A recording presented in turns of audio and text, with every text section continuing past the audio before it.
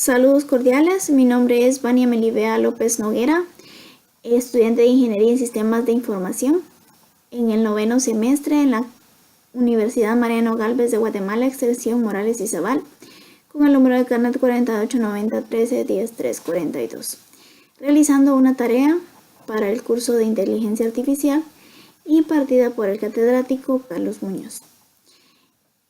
El objetivo de este video es el explicar lo que son las redes neuronales o el funcionamiento neuronal de una red a nivel computacional. Dando inicio con esta explicación, vamos a dar un poquito de introducción al tema. El hombre se ha caracterizado siempre por su búsqueda constante de nuevas vías para mejorar sus condiciones de vida. Bueno, y nos damos cuenta que estos esfuerzos nos han servido para reducir el trabajo en aquellas operaciones en las que la fuerza juega un papel primordial y nos da la oportunidad de dirigir ese esfuerzo que necesitaríamos para esas operaciones a otros campos, como por ejemplo construcción de máquinas calculadoras que ayuden a resolver de forma automática y rápida algunas operaciones que resultan tediosas hacerlas a mano, ¿verdad? Las redes neuronales son una forma de emular ciertas características propias de los humanos, como la capacidad de memorizar y de asociar hechos. Si se examina con atención aquellos problemas que no pueden expresarse a través de un algoritmo, observamos que todos ellos tienen una característica común, que es la necesidad de experiencia para resolverlo. Y el hombre es capaz de resolver estas situaciones acudiendo a la experiencia acumulada. Bueno, de esta manera parece claro que una forma de aproximarse al problema consista en la construcción de sistemas que sean capaces de reproducir esta característica humana. Y en definitiva, las redes neuronales no son más que un modelo artificial y simplificado del cerebro humano, que es el ejemplo perfecto del que disponemos para un sistema que es capaz de adquirir conocimientos a través de la experiencia. Bueno, como ya nos podemos imaginar o ya te podrás imaginar, una red neuronal está basada en el funcionamiento de las redes biológicas que poseemos. Nuestro cerebro cuenta con miles de millones de neuronas conectadas entre sí que se comunican por medio de pulsos electrónicos. Pulsos electrónicos. A esta comunicación se le llama sinapsis y es la causante de nuestro pensamiento, ¿verdad? Cada vez que se produce sinapsis el resultado es el pensamiento lógico que tenemos como seres humanos. Bueno, dado la red neuronal, cuenta con una entrada y una salida, ¿verdad? Tal y como una red biológica, a los cuales le llamamos nodos. El nodo de entrada, que va a ser el que reciba todos los datos, el nodo de salida, que va a ser el que se va a comunicar con otros nodos de entrada, o va a ser el final del proceso, y el nodo oculto, ¿verdad? Que es en el que se realiza el aprendizaje. Estos están interconectados entre sí. Luego de organizar las redes neuronales, estas se dividen en dos, que son monocapa o multicapa, dependiendo de los nodos ocultos, de la capa de nodos ocultos que se encuentren, ¿verdad? Si nos da oportunidad de observar en la parte de arriba, el monocapa solamente tiene una capa de nodos ocultos y el multicapas puede tener más de una, ¿verdad?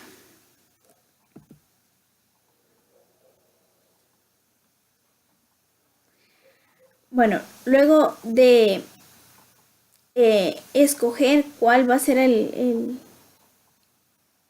la topología de la red, viene el proceso de aprendizaje y entrenamiento de las neuronas.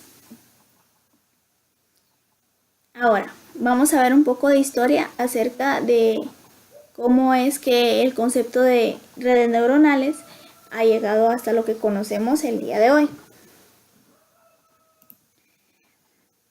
Tenemos en 1936 a Alan Turing, que fue el primero en estudiar el cerebro como una forma de ver el mundo de la computación. Claro, sin embargo, los primeros teóricos que concibieron los fundamentos de la computación neuronal fueron Walter McCulloch, que es un neurofisiólogo, y Walter Pitts, que es un matemático, ¿verdad? Quienes en 1943 lanzaron una teoría acerca de la forma de trabajar de las neuronas. Ellos, cabe mencionar, modelaron una red neuronal simple mediante circuitos eléctricos. Tenemos en 1949 a Donald Hebb, que fue el primero en explicar los procesos de aprendizaje desde un punto de vista psicológico, desarrollando una regla de cómo el aprendizaje ocurría. Aún hoy, este es el fundamento de la mayoría de las funciones de aprendizaje que pueden hallarse en una red neuronal. En 1950 tenemos a Carl Lashley. En sus series de ensayos se encontró que la información no era almacenada en forma centralizada en el cerebro, sino pues por medio de las neuronas, que era distribuida encima de él. En 1957 tenemos a Frank Rosenwald, quien comenzó el desarrollo del perceptrón. El perceptrón, este es un concepto que vamos a ver más a detalle más adelante, y es una de las partes pues que se podría decir bases y fundamentales. Bueno, esta red neuronal es la red neuronal más antigua, utilizándose hoy en día para la aplicación como identificador de patrones. También vamos a hablar un poco sobre que en 1960 Bernard Whitford y Marcian Hoff desarrollaron el modelo Adalene, siglado Adaptive Linear Elements. Esta fue la primera red neuronal aplicada a un problema real, que se ha utilizado comercialmente durante varias décadas. Tenemos también en 1974 a Paul Werbus, quien desarrolló la idea básica del algoritmo de aprendizaje de propagación hacia atrás, el backpropagation, cuyo significado quedó definitivamente aclarado en 1985. Hablando del backpropagation, déjenme decirles que las redes neuronales saben cuando se equivocan, y de esto se trata esta cualidad, del regresar y corregir errores. También vamos a hablar un poco sobre que en 1985 John Hopfield provocó el renacimiento de las redes neuronales con su libro Computación neuronal desde decisiones en problemas de optimización. Bueno, a lo largo de los años pues han sido muchas las personas que han formado parte de lo que conocemos hasta ahora como redes neuronales, pero estas son las personas que vi como puntos importantes a tratar. Y entonces, ¿qué es una red neuronal artificial?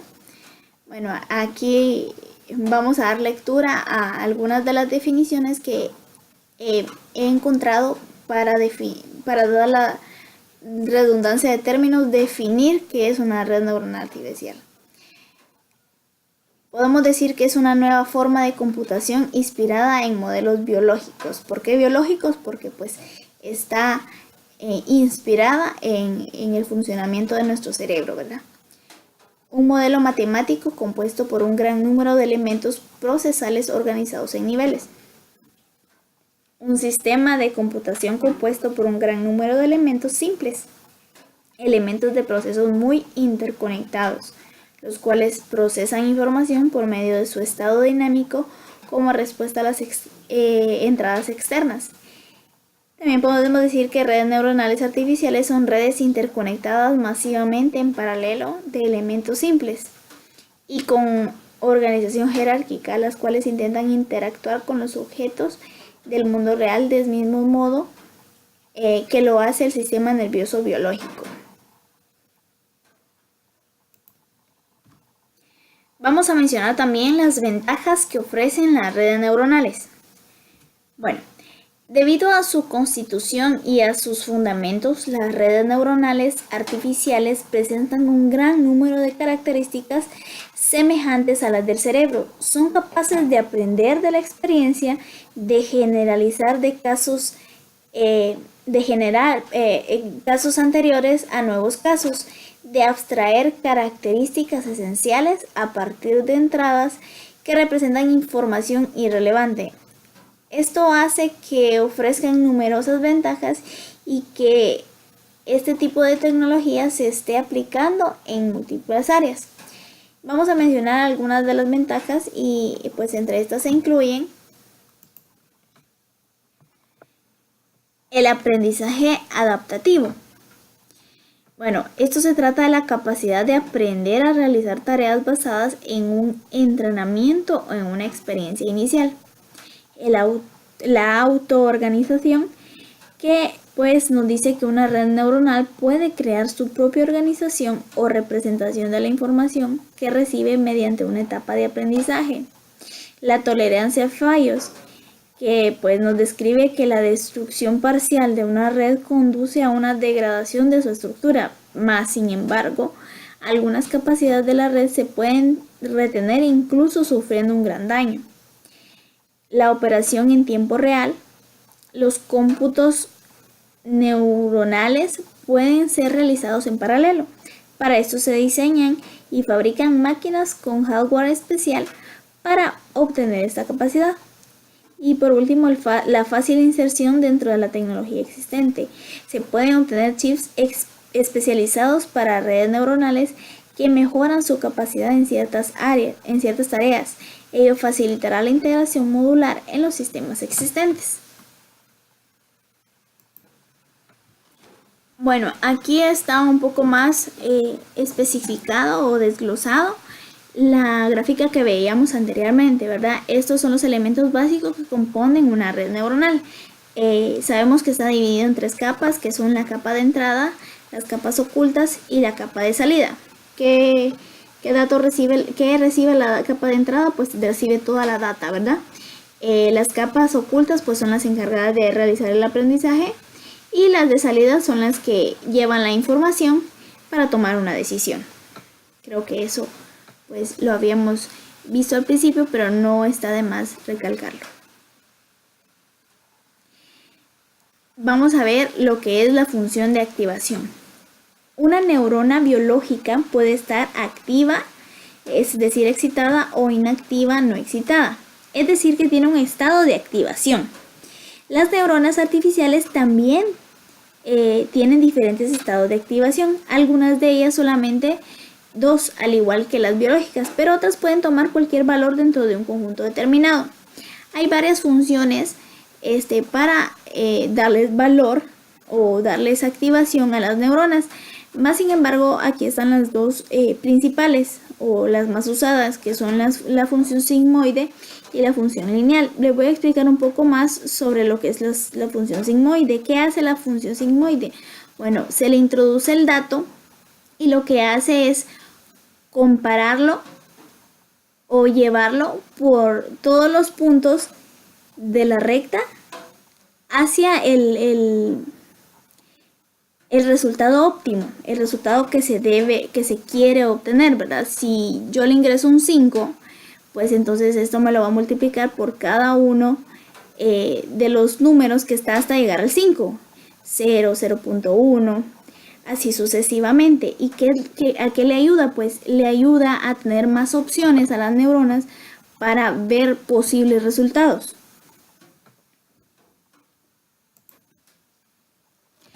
Aquí tenemos una comparación de una neurona biológica con una neurona artificial. Podemos ver aquí los variables de entrada que están definidos como X. Y vemos que en comparación con una neurona biológica serían los estímulos externos o salidas a otras neuronas. ¿Cuáles serían los estímulos externos? Bueno, los que recibe nuestro cerebro por medio de los sentidos, el tacto, la vista, etcétera, ¿verdad? La sinopsis, que como ya les dije al principio, es cuando se está dando la comunicación, que serían los pesos. ¿De qué se trata lo de los pesos? Resulta que nosotros para decirle a la neurona cuál es el dato, qué peso, qué importancia tiene el dato en la operación, pues lo podemos hacer, ¿verdad? Si tomamos el ejemplo de un estudiante que quiere saber cuánto va a sacar en su próximo examen y que ya realizó 2 exámenes y que coloca las horas de sueño con las horas de estudio, él puede decir o puede seleccionar que las horas de estudio son más importantes o tienen más peso. Entonces ahí es donde a ese dato se le da más peso. Luego aquí tenemos la función de activación, que sería el cuerpo celular, y pues la salida, ¿verdad? La acción.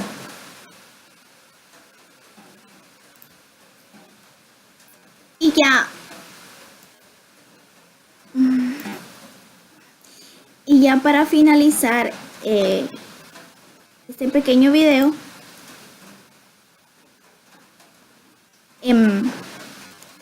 vamos a dar lectura a este pequeño ejemplo. Supongamos que somos alumnos de una clase en la que el profesor no ha dicho exactamente cómo va a poner las notas. Para empezar, supongamos que solo ha hecho 2 exámenes y que tiene la nota de cada uno y de ellos y la final. De cada uno de ellos, perdón, y la final. ¿Cómo usaremos una red neuronal para saber cuánto vale cada examen? Aquí nos bastará con la unidad fundamental de la red, que es el perceptrón. Recuerdan que les dije que era un concepto básico, pues el perceptrón es la unidad básica del neuronal. Es un elemento que tiene varias entradas con un cierto peso cada una. El peso es de lo que les hablaba anteriormente. Las entradas son las 2 notas, respectivamente N1 y N2. Cada una con su correspondiente peso, que sería la W1, W2. Y la salida sería pues la NF, ¿verdad? Que será 1 si está aprobado y será 0 si pues está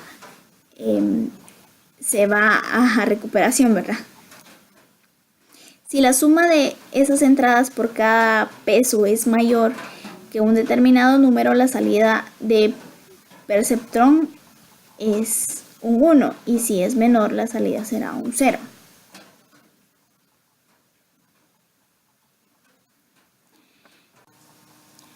Las entradas serían las 2 notas de los exámenes.